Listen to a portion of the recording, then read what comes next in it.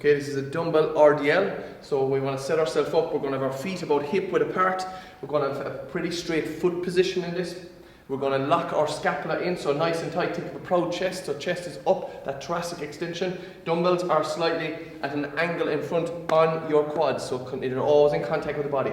So the most important thing is as he's coming down, he's extending his hip backwards. There's nothing changing here. The hip is going back, back, back, back, back. Now, what we're looking for here is a change in the lumbar. If we see a little bit of flexion in the lumbar, that's the active range you need to go to. You always want to keep that neutral spine.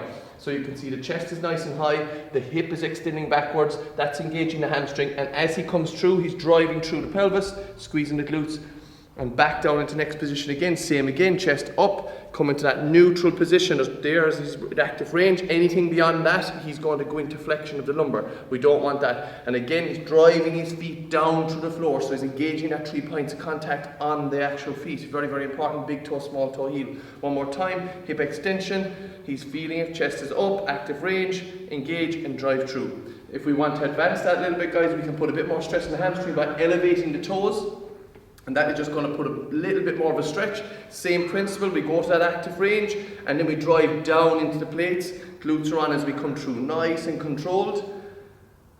Up and drive through. Now we also can work in this position where we don't engage the glutes at the top. We just purely keep the tension on the hamstring. So what we do there is we put in more of a tempo to it. So drive through, back down, so it's constantly on the hamstring. Nothing is on the glute here. He's staying within his active range, chest is up, scapula is tight.